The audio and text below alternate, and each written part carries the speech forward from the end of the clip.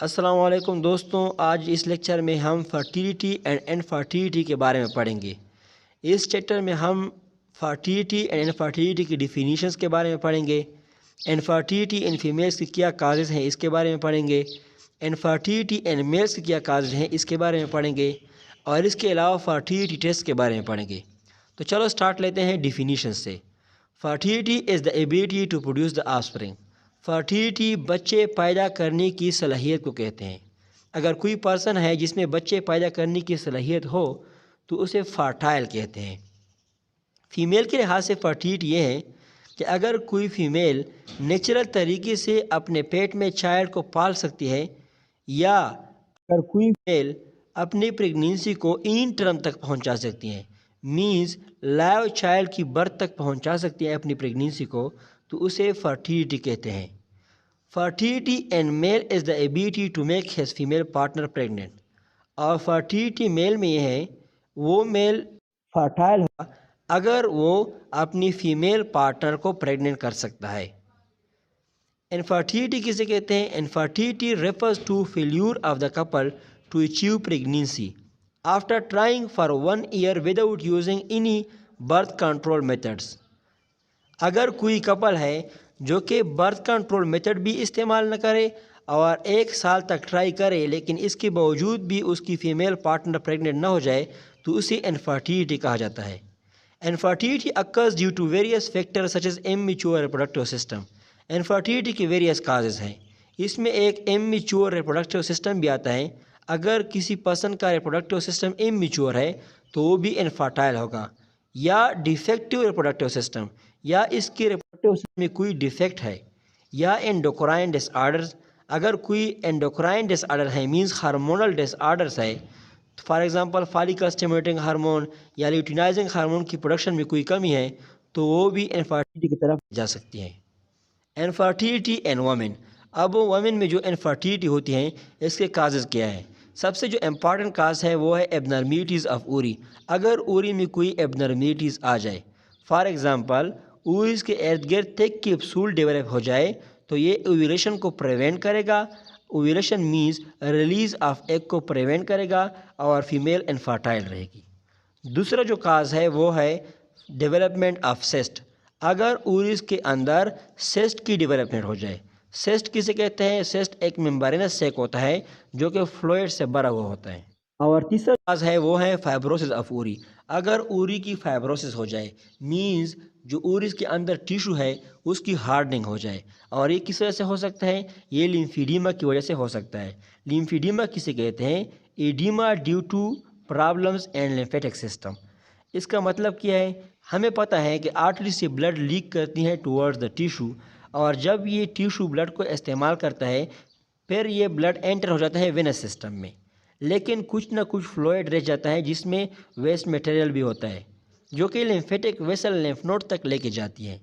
लेकिन अगर lymphatic vessel में कोई ब्लॉकेज आ जाए तो फिर यहाँ पे फ्लूइड की एकम्युलेशन हो जाएगी, तो इस फ्लूइड की एकम्युलेशन की वजह से एडीमा हो जाता है और इस एडीमा को हम लिम्फीडीमा कहते हैं।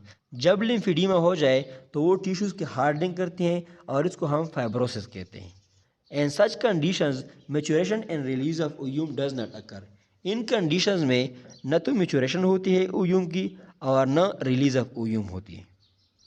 दूसरा जो मेन कारण है वो है एबनॉर्मलिटीज़ ऑफ यूट्रस। अगर यूट्रस में कोई एबनॉर्मलिटीज़ आ जाए, a type of endometrial tissue similar to uterine endometrium grows in pelvic cavity surrounding the uterus, fallopian tube and ovaries. It is called endometriosis.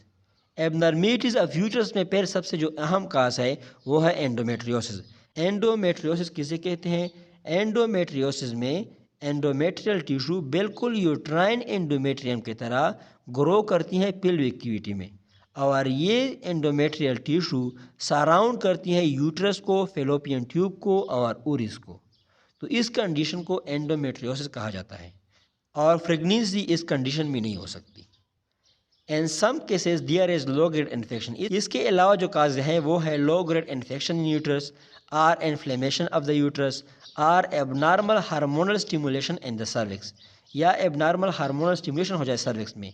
अगर एबनॉर्मल हार्मोनल स्टिमुलेशन हो जाए cervix में तो इसकी वजह से जो म्यूकस प्लग है जो कि सर्विकल ओपनिंग को कवर करती है, इसकी विस्कासिटी इंक्रीज हो जाती है और ये थिक हो जाता है, जिसकी वजह से सर्विकल ओपनिंग ब्लॉक रहता है। जब सर्विकल ओपनिंग ब्लॉक रहता है तो एंट्री ऑफ स्पर्म नहीं होती और फिर फर्टिलाइजेशन तो दूर की बात है। तीसरा जो इम्पॉर्टेंट काज है वो है absence of ovulation. Absence of ovulation की जो सबसे इम्पॉर्टेंट काज है वो है हाइपोसेक्रीशन ऑफ गोनेडोट्रोपिक हार्मोन। अगर गोनेडोट्रोपिक हार्मोन जिसमें फॉलिकल स्टिमुलेटिंग हार्मोन और ल्यूटिनाइजिंग हार्मोन आते हैं, इसकी सिक्रीशन डिक्रीज हो जाए तो ओव्यूलेशन भी नहीं हो पाएगा, क्योंकि अगर इन हार्मोन्स की अमाउंट डिक्रीज हो जाए तो ओव्यूम की मैच्योरेशन नहीं हो पाएगी और रिलीज ऑफ ओव्यूम भी नहीं हो पाएगी। तो ऐसा साइकिल जिसमें ओव्यूलेशन न हो, इसको एन ओव्यूलेटरी साइकिल कहा जाता है। इसके अलावा जो काज है फीमेल इनफर्टिलिटी के वो है diabetes mellitus, renal disease, liver disease, hypothalamic disorders. Hypothalamus से हार्मोन की सिक्रीशन डिक्रीज हो जाता है, तो अगर हार्मोन की सिक्रीशन डिक्रीज हो गई तो फिर ये ओव्यूलेशन एब्सेंट होगी। Disorders of pituitary gland, thyroid and adrenal gland. Infertility and main. Infertility and main की क्या क्या काजेज़ हैं? सबसे जो इम्पॉर्टेंट काज है वो है डिक्रीज स्पर्म काउंट, जिसे ओलिगोजूस्पर्मिया कहा जाता है। हमें पता है कि जो नॉर्मल स्पर्म काउंट है वो 100 to 150 मिलियन पर ml ऑफ द सीमन है। मीन्स सीमन के 1 ml में 100 to 150 मिलियन स्पर्म होते हैं।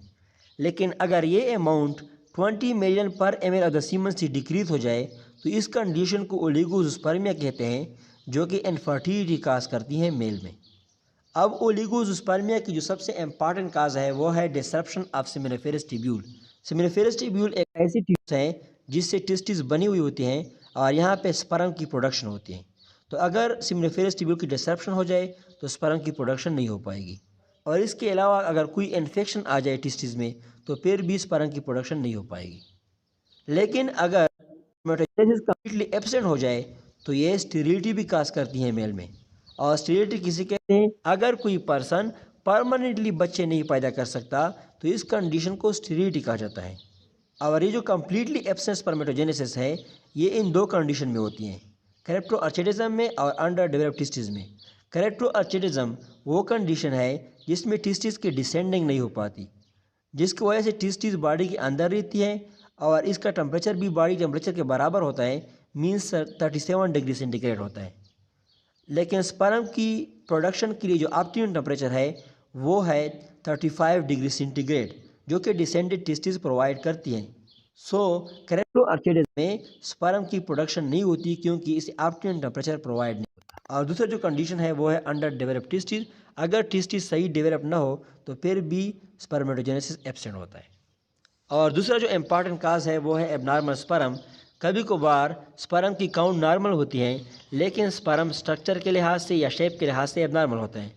फॉर एग्जांपल अगर एक ऐसा स्पर्म हो जिसकी टेल ना हो तो फिर ये तो नॉन मोटाइल रहेगा, तो किस तरह ये को फर्टिलाइज करेगा? या एक ऐसा स्पर्म हो जिसकी 2 हेड्स हो, या एक ऐसा स्पर्म हो जिसकी हेड एबनॉर्मल हो, तो फिर ये कैसे एक को फर्टिलाइज करेगा? तो अगर ये abnormal sperm large amount produce होता है तो इनफर्टिलिटी हो जाएगी। तीसरा जो इम्पॉर्टेंट काज है वो है ऑब्स्ट्रक्शन ऑफ रिप्रोडक्टिव डक्ट।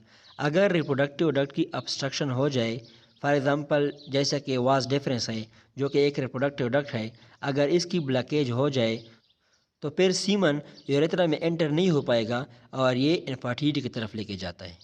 इसके अलावा और जो काजेज़ है वो है cryptorchidism, trauma, mumps, long term use of drugs, alcoholism, genetic disorders, hypothalamic disorders, disorders of pituitary, thyroid and pancreas. इसके अलावा और भी काजेज़ है, अगर सीमन की प्रोडक्शन कम हो, अगर सीमन बिल्कुल प्रोड्यूस नहीं हो पाता हो, अगर स्पर्म की अमाउंट सीमन में कम हो, तो इन सारी कंडीशन में मेन में इनफर्टिलिटी हो जाती है। फर्टिलिटी टेस्ट, अब हम डिफरेंट टेस्ट परफॉर्म करेंगे जिसमें हम मेल या फीमेल की फर्टिलिटी चेक करेंगे। Fertility test in women. Number 1 जो है वो है physical examination of pelvic area. Pelvic area की फिजिकल एग्जामिनेशन की जाती है। ओव्यूलेशन के लिए टेस्ट किया जाता है और ये चेक कहते हैं कि ओव्यूलेशन नॉर्मल है कि एबनॉर्मल है, या ओव्यूलेशन हो भी जाता है कि नहीं। नंबर 3 जो टेस्ट है वो है blood test. Blood test hormones की मेजरमेंट के लिए किया जाता है। और कौन कौन से हार्मोन्स चेक किए जाते हैं? इसमें follicle stimulating hormone, luteinizing hormone, thyroid stimulating hormone, prolactin, T3 और एस्ट्रेडियोल को चेक किया जाता है। पेस्मेयर, पेस्मेयर सर्विकल कैंसर को डिटेक्ट करता है, सर्विक्स में अगर कोई कैंसर हो। इसके अलावा सेक्चुअली ट्रांसमिटेड डिजीज़ को डिटेक्ट करता है, और इसके अलावा जितने भी प्रॉब्लम्स होते हैं सर्विक्स में उन सब को पेस्मेयर डिटेक्ट करता है। हेस्टीरोसल्फिंगोग्राम, ये एक स्पेशल टाइप ऑफ है जिसमें यूट्रस और फेलोपियन ट्यूब की ब्लॉकेज को डिटरमाइन किया जाता है कि कहाँ पे यूट्रस और फेलोपियन ट्यूब में ब्लॉकेज हुई है। हेस्टीरोस्कोपी, हेस्टीरोस्कोपी में एक छोटा सा कैमरा सर्विक्स के ज़रिए से इंसर्ट किया जाता है यूट्रस में, और यूट्रस की एग्जामिनेशन होती है। ट्रांसवेजाइनल अल्ट्रासोनोग्राफी, ट्रांसवेजाइनल अल्ट्रासोनोग्राफी में यूट्रस और ऊरिस के प्रॉब्लम डिटरमाइन किए जाते हैं कि कौन कौन से प्रॉब्लम यूट्रस और ऊरिस में पाए जाते हैं। लेपेरोस्कोपी, लेपेरोस्कोपी में लेपेरोस्कोप इंसर्ट किया जाता है एब्डामेन में। लेपेरोस्कोप एक छोटा सा टेलीस्कोप है जो कि इंसर्ट किया जाता है एब्डामेन में, और इसके ज़रिए यूट्रस, फेलोपियन ट्यूब और ऊरिस को देखा जा सकता है। Endometrial biopsy, endometrial biopsy endometrial lining की टेक्निक डिटरमाइन करने के लिए इस्तेमाल होते हैं कि आया ये implantation of the fertilise ovum के लिए सूटेबल है कि नहीं है।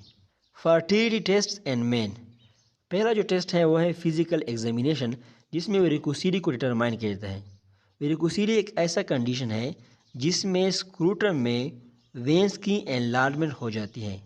अब अगर वेंस की एनलार्जमेंट हो गई तो ज़्यादा से ज़्यादा ब्लड टिस्टिस को सराउंड करेगा और टिस्टिस की टेम्परेचर इंक्रीज़ हो जाएगी, जिसकी वजह से स्पर्म की प्रोडक्शन नहीं हो पाएगी। इसके अलावा सीमन एंड स्पर्म एनालिसिस किया जाता है, और हार्मोन्स की मेजरमेंट के लिए ब्लड टेस्ट किया जाता है। नंबर 4 जो है वो है पोस्ट एजिकुलेशन यूरिनालिसिस। पोस्ट एजिकुलेशन यूरिनालिसिस में एजिकुलेशन के बाद यूरिन की एनालिसिस की जाती है कि आया यूरिन में स्पर्म प्रेजेंट है कि नहीं है। अगर यूरिन में स्पर्म प्रेजेंट है तो इसका मतलब ये है कि रेट्रोग्रेड एजिकुलेशन हुआ है। रेट्रोग्रेड एजिकुलेशन उस प्रोसेस को कहते हैं जिसमें सीमन यूरेथ्रा के बजाय यूरिनल ब्लैडर में एंटर कर देता है और यूरिन में फिर इसकी रिलीज होती है। और ये किस वजह से हो सकता है? ये इंटरनल स्फिंक्टर जो कि ब्लैडर में पाई जाती हैं उसकी डिसफंक्शन की वजह से हो सकता है। इंटरनल स्फिंक्टर का काम ये है कि ये इजैकुलेशन के टाइम पे क्लोज होती हैं और सीमन का जो फ्लो है टुवर्ड द यूरिनरी ब्लैडर उसको इनहिबिट करती हैं। अब अगर इस इंटरनल स्फिंक्टर में कोई फेल्यूर आ जाए तो फिर तो ये तो क्लोज नहीं हो पाएगी, जिसकी वजह से सीमन की एंट्री हो जाएगी यूरिनरी ब्लैडर में और फिर इसकी रिलीज हो जाएगी यूरिन में। वाजोग्राफी एक एक्सरे एग्जामिनेशन है जिसमें वाज डिफरेंस में ब्लॉकेज को डिटरमाइन किया जाता है और इसके अलावा स्पर्म की लीकेज को डिटरमाइन किया जाता है कि वाज डिफरेंस से स्पर्म की लीकेज होती है कि नहीं होती है। नंबर 6 जो है वो है अल्ट्रासोनोग्राफी। अल्ट्रासोनोग्राफी में भी रिप्रोडक्टिव सिस्टम में ब्लॉकेज और डैमेज को डिटरमाइन किया जाता है। नंबर 7 जो है वो है टेस्टिकुलर बायोप्सी, जिसमें टेस्टिकुलर टिश्यू की हेल्थ को डिटरमाइन किया जाता है और इसके अलावा स्पर्म की प्रोडक्शन को डिटरमाइन किया जाता है। So this is all about fertility and infertility. इंशाल्लाह आप सब दोस्तों को समझ आ गया होगा।